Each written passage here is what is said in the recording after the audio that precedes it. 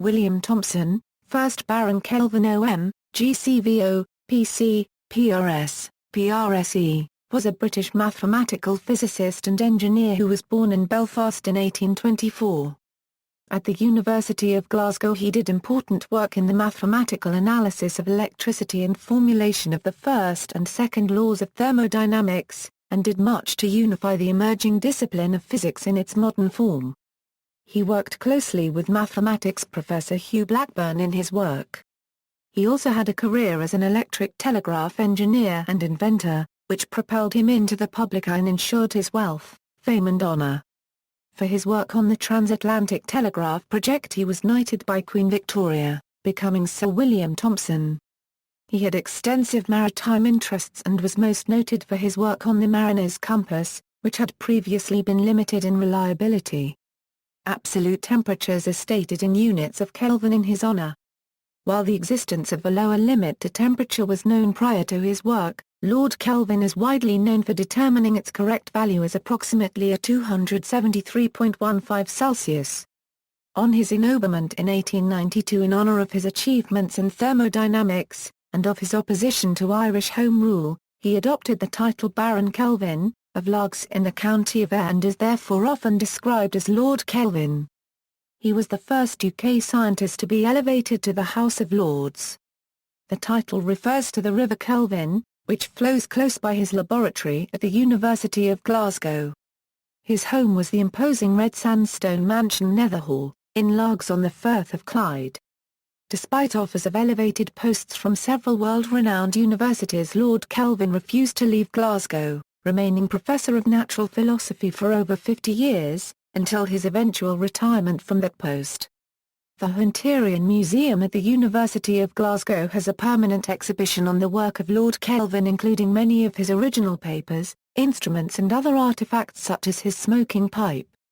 Always active in industrial research and development, he was recruited around 1899 by George Eastman to serve as vice-chairman of the board of the British company Kodak Limited, affiliated with Eastman Kodak.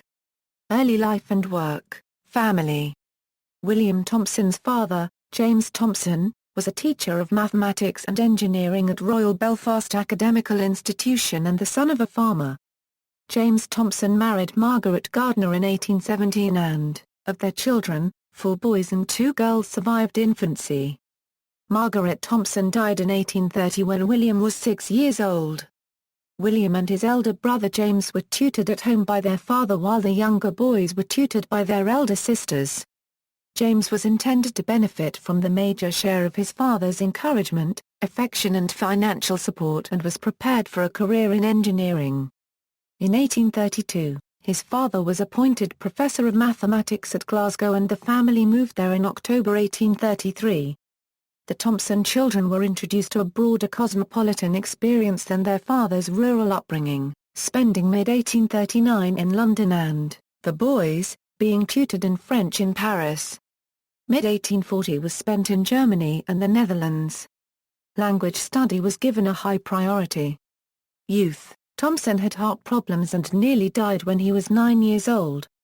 He attended the Royal Belfast Academical Institution, where his father was a professor in the university department, before beginning study at Glasgow University in 1834 at the age of 10, not out of any precociousness. The university provided many of the facilities of an elementary school for able pupils, and this was a typical starting age. In school, Thomson showed a keen interest in the classics along with his natural interest in the sciences. At the age of 12 he won a prize for translating Lucian of Samosat's Dialogues of the Gods from Latin to English.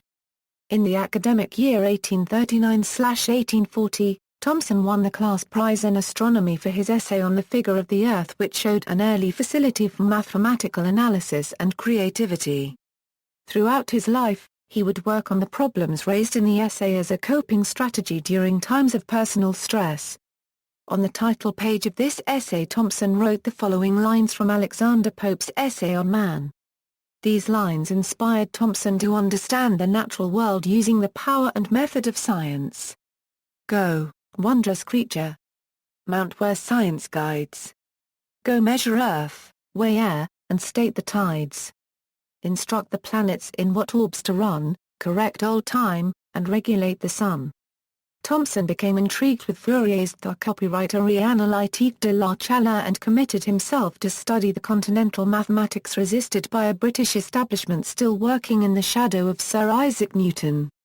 Unsurprisingly, Fourier's work had been attacked by domestic mathematicians, Philip Kelland authoring a critical book. The book motivated Thomson to write his first published scientific paper under the pseudonym PQR, defending Fourier, and submitted to the Cambridge Mathematical Journal by his father. A second PQR paper followed almost immediately. While holidaying with his family in Lamlash in 1841, he wrote a third, more substantial, PQR paper on the uniform motion of heat in homogeneous solid bodies, and its connection with the mathematical theory of electricity. In the paper he made remarkable connections between the mathematical theories of heat conduction and electrostatics, an analogy that James Clerk Maxwell was ultimately to describe as one of the most valuable science-forming ideas. Cambridge, William's father was able to make a generous provision for his favourite son's education and, in 1841, installed him, with extensive letters of introduction and ample accommodation, at Peterhouse, Cambridge. In 1845 Thomson graduated as second wrangler.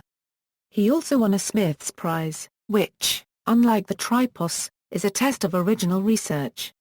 Robert Leslie Ellis, one of the examiners, is said to have declared to another examiner, "You and I are just about fit to mend his pens."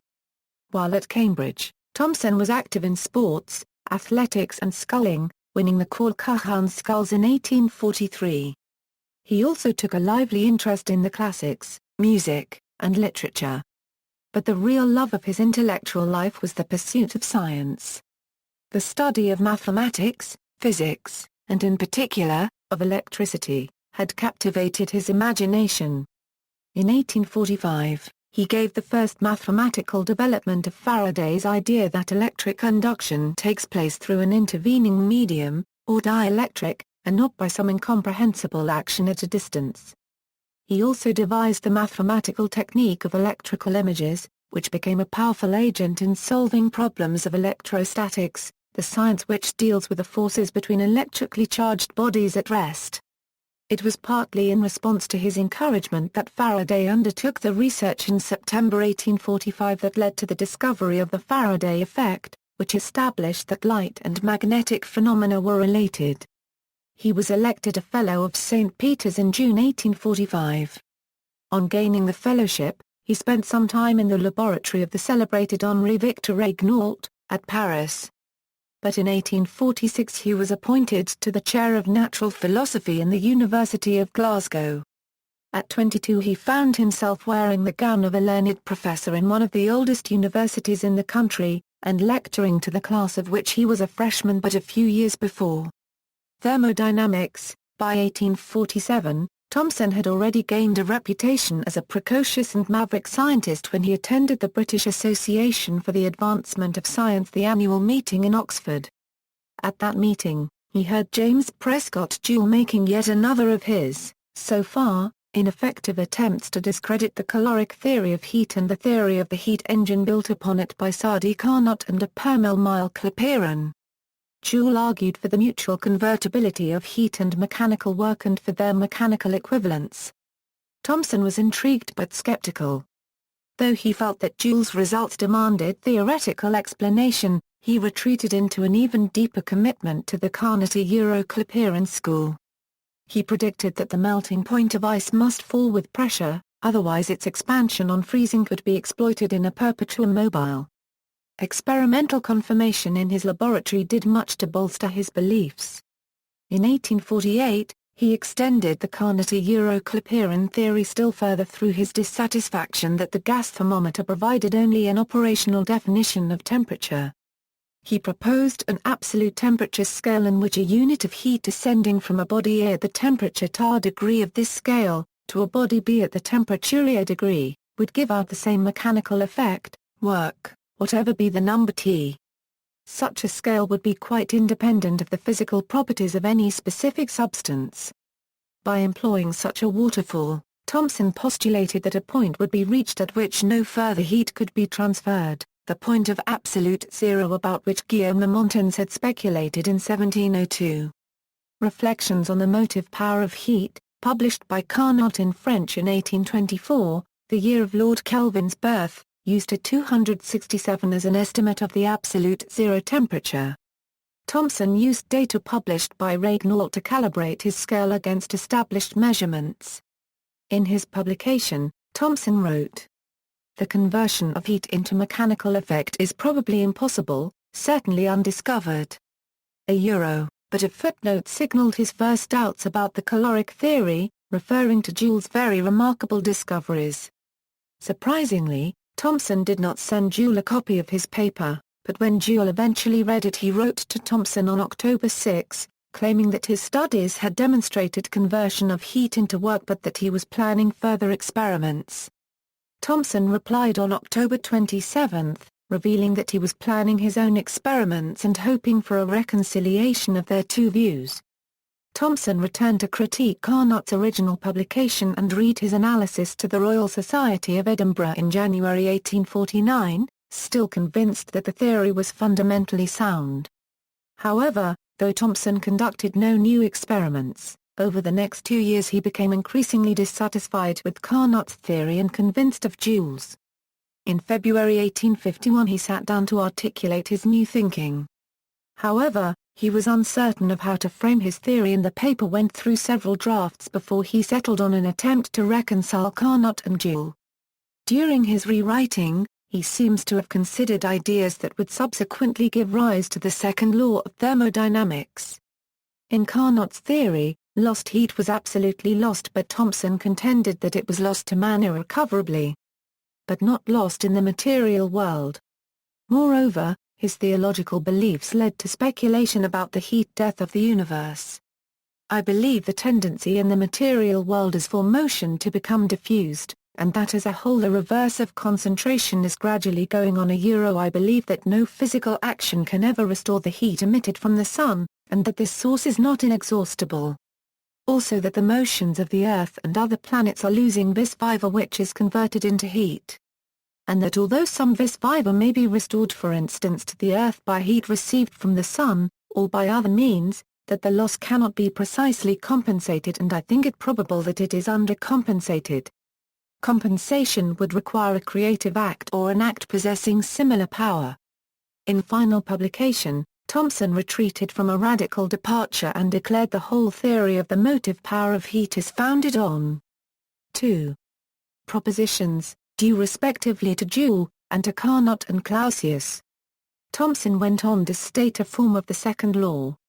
"It is impossible, by means of inanimate material agency, to derive mechanical effect from any portion of matter by cooling it below the temperature of the coldest of the surrounding objects." In the paper, Thompson supported the theory that heat was a form of motion but admitted that he had been influenced only by the thought of Sir Humphrey Davy and the experiments of Joule and Julius Robert von Mayer, maintaining that experimental demonstration of the conversion of heat into work was still outstanding. As soon as Joule read the paper he wrote to Thompson with his comments and questions. Thus began a fruitful, though largely epistolary, collaboration between the two men, Joule conducting experiments, Thompson analyzing the results and suggesting further experiments. The collaboration lasted from 1852 to 1856, its discoveries including the Joule-Thompson effect, sometimes called the Kelvin-Joule effect, and the published results did much to bring about general acceptance of Joule's work and the kinetic theory. Thompson published more than 650 scientific papers and applied for 70 patents. Regarding science, Thompson wrote the following. "In physical science a first essential step in the direction of learning any subject is to find principles of numerical reckoning and practicable methods for measuring some quality connected with it. I often say that when you can measure what you are speaking about and express it in numbers you know something about it. But when you cannot measure it, when you cannot express it in numbers, your knowledge is of a meager and unsatisfactory kind. It may be the beginning of knowledge, but you have scarcely, in your thoughts, advanced to the stage of science, whatever the matter may be." Transatlantic cable, calculations on data rate. Though now eminent in the academic field, Thompson was obscure to the general public. In September 1852, he married childhood sweetheart Margaret Crum, daughter of Walter Crum. But her health broke down on their honeymoon and, over the next 17 years, Thomson was distracted by her suffering.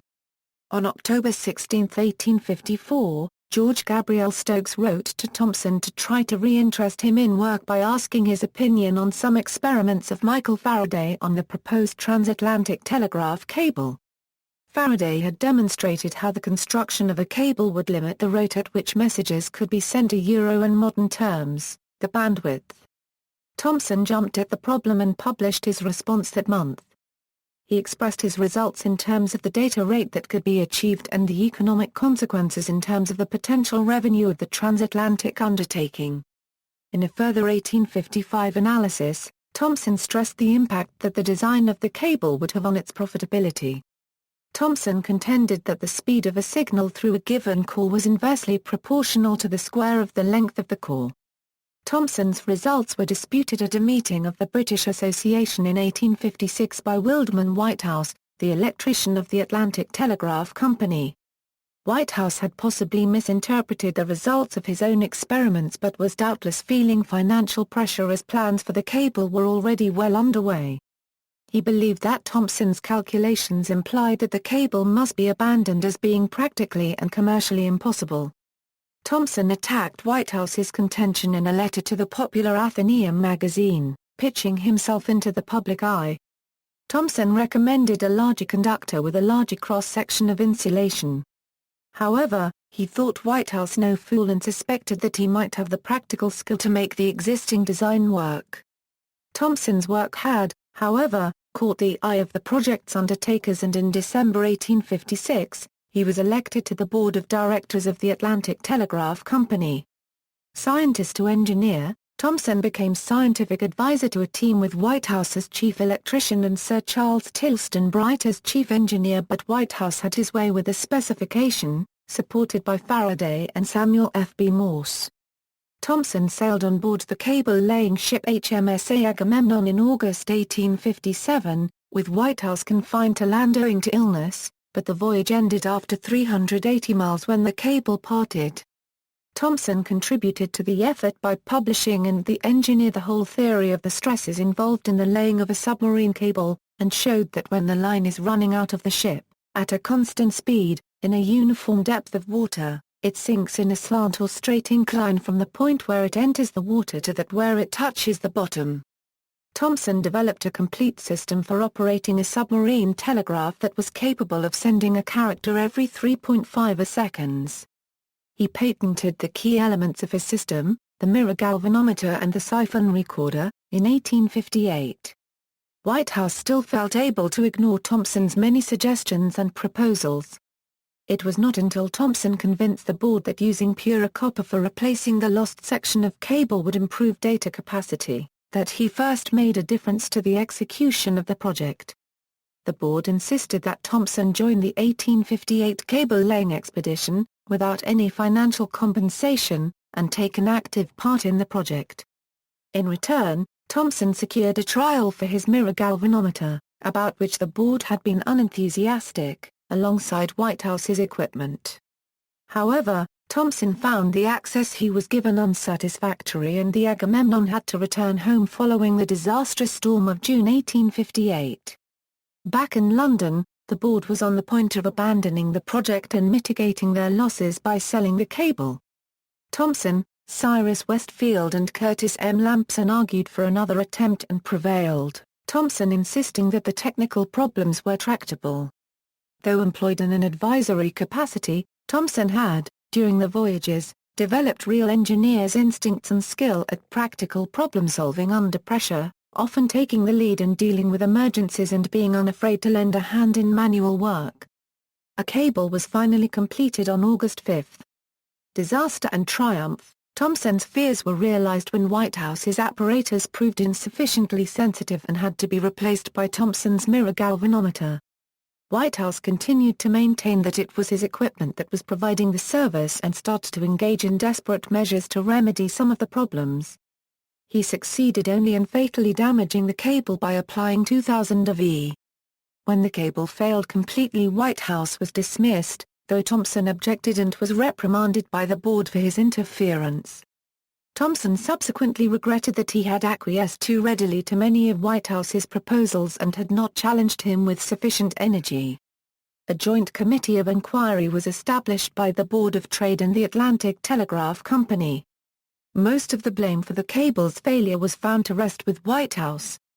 The committee found that, though underwater cables were notorious in their lack of reliability, most of the problems arose from known and avoidable causes. Thompson was appointed one of a 5-member committee to recommend a specification for a new cable. The committee reported in October 1863. In July 1865, Thompson sailed on the cable-laying expedition of the Sir Great Eastern, but the voyage was again dogged with technical problems. The cable was lost after 1,200 miles had been laid and the expedition had to be abandoned. A further expedition in 1866 managed to lay a new cable in 2 weeks and then go on to recover and complete the 1865 cable. The enterprise was now fated as a triumph by the public, and Thompson enjoyed a large share of the adulation.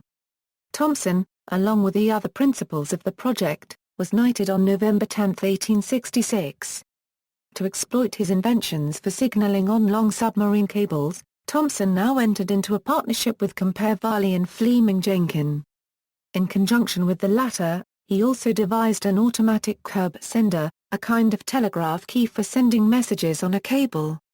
Later expeditions, Thompson took part in the laying of the French Atlantic submarine communications cable of 1869, and with Jenkin was engineer of the Western and Brazilian and Platino-Brazilian cables, assisted by vacation student James Alfred Ewing.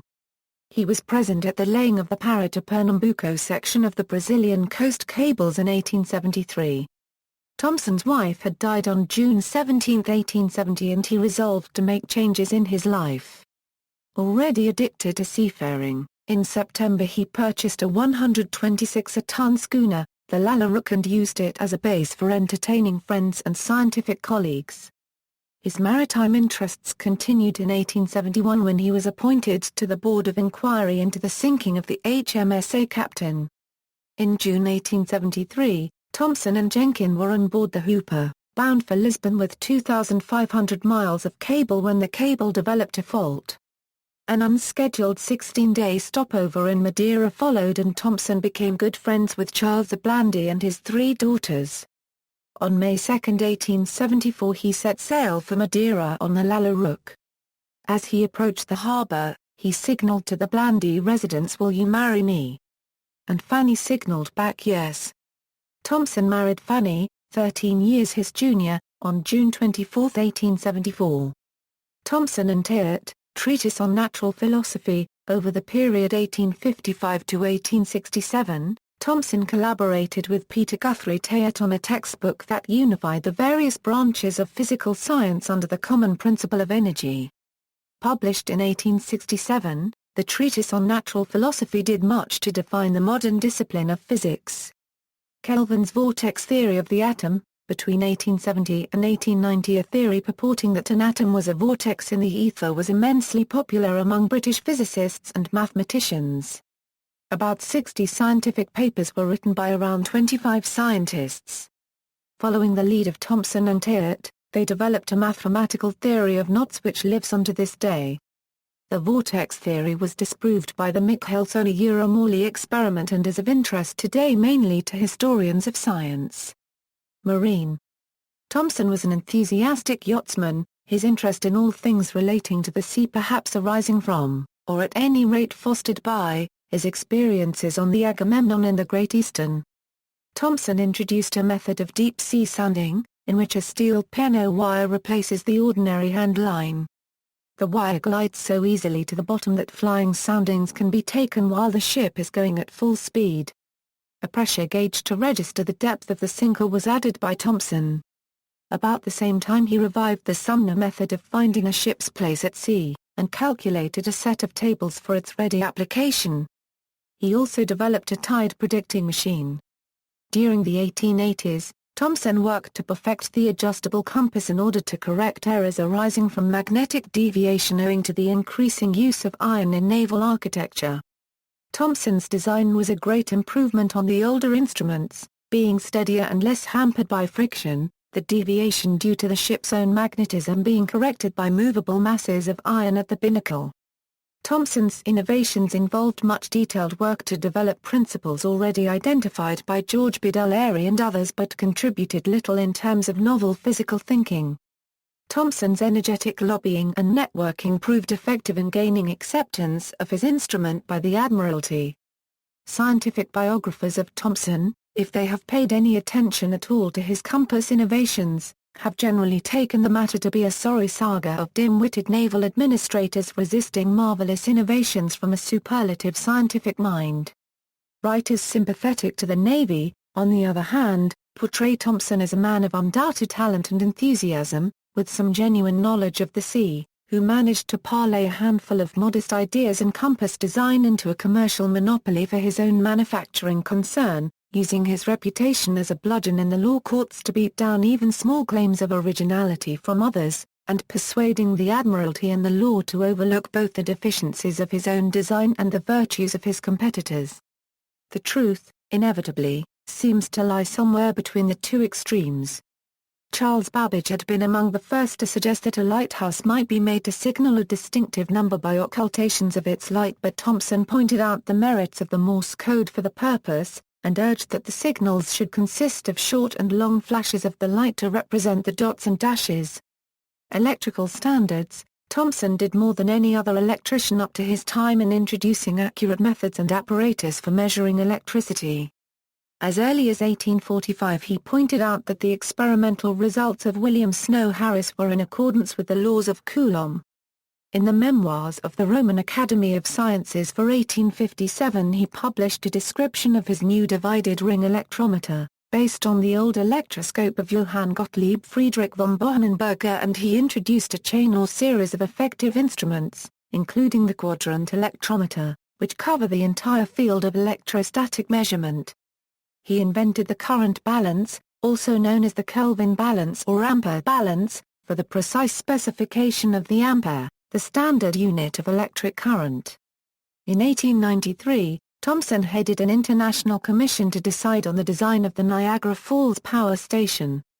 Despite his belief in the superiority of direct current electric power transmission, he endorsed Westinghouse's alternating current system, which had been demonstrated at the Chicago World's Fair of that year. Even after Niagara Falls, Thomson still held to his belief that direct current was the superior system.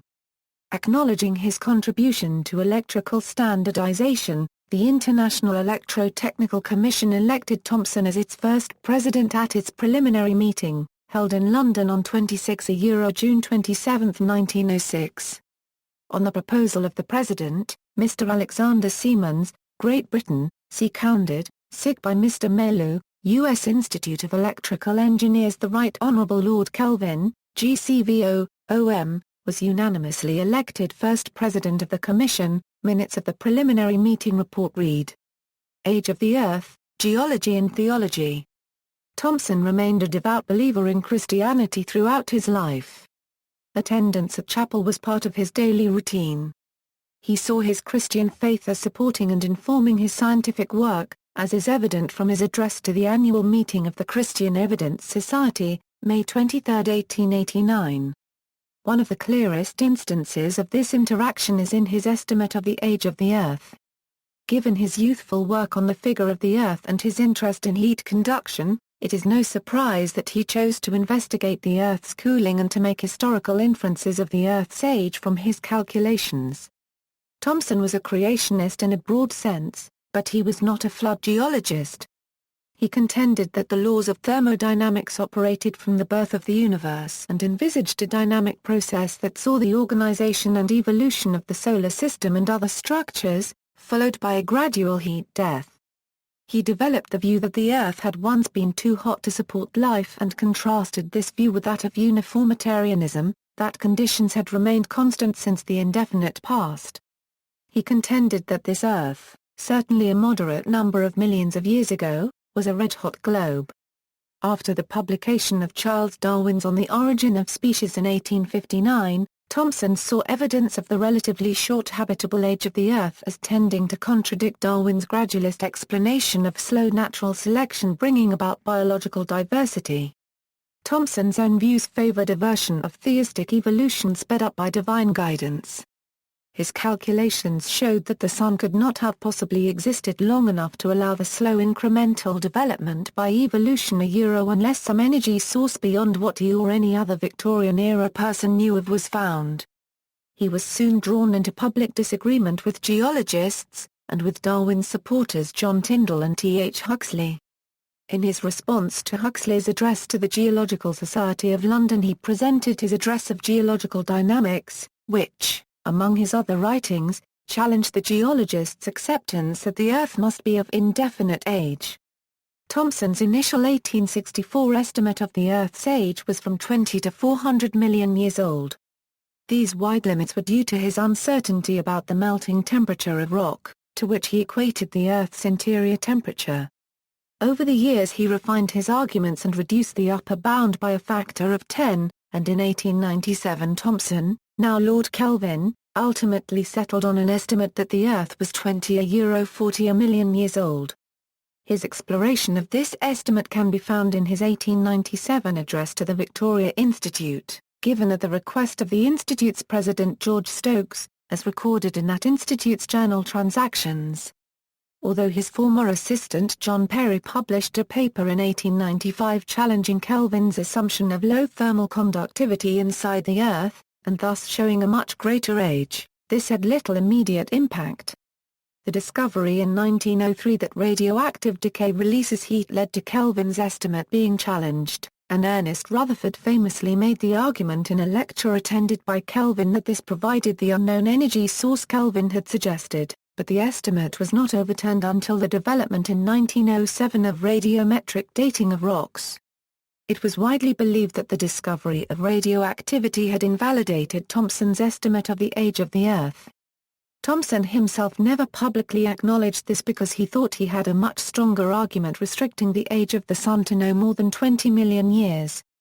Without sunlight, there could be no explanation for the sediment record on the Earth's surface.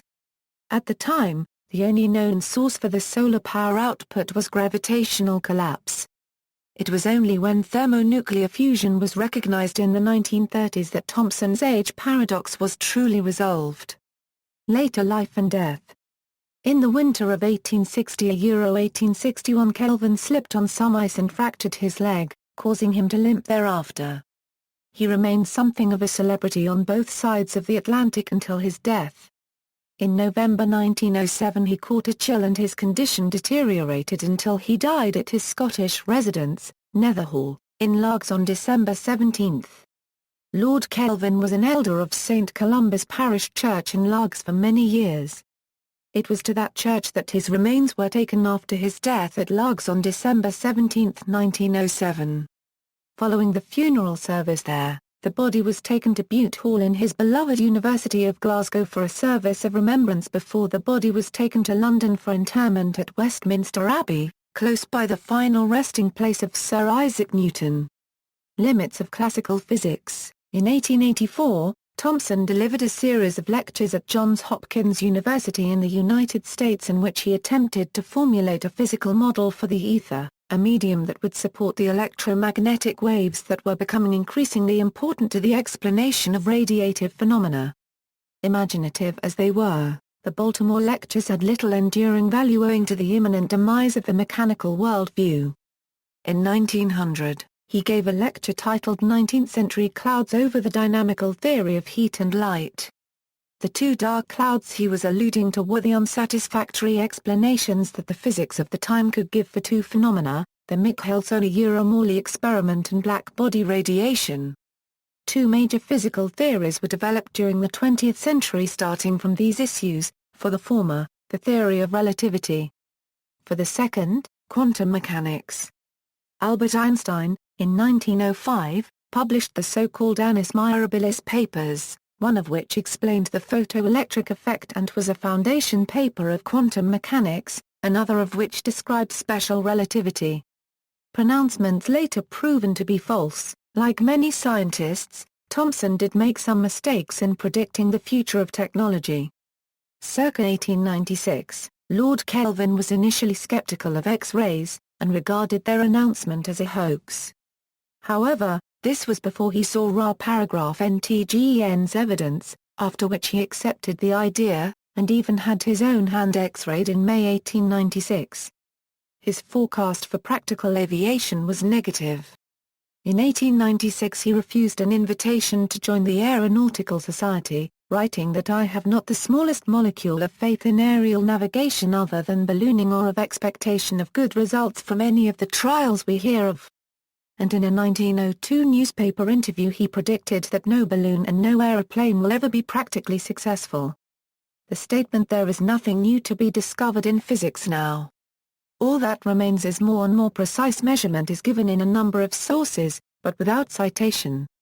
It is reputed to be Kelvin's remark made in an address to the British Association for the Advancement of Science. It is often found quoted without any footnote giving the source. However, another author reports in a footnote that his search to document the quote failed to find any direct evidence supporting it. Very similar statements have been attributed to other physicists contemporary to Kelvin. In 1898, Kelvin predicted that only 400 years of oxygen supply remained on the planet, due to the rate of burning combustibles. In his calculation, Kelvin assumed that photosynthesis was the only source of free oxygen. He did not know all of the components of the oxygen cycle. He could not even have known all of the sources of photosynthesis, for example the cyanobacterium Prochlorococcus euro, which accounts for more than half of marine photosynthesis euro was not discovered until 1986. Eponyms, a variety of physical phenomena and concepts with which Thompson is associated are named Kelvin. Honours: Fellow of the Royal Society of Edinburgh, 1847. Keith Medal, 1864. Gunning Victoria Jubilee Prize, 1887.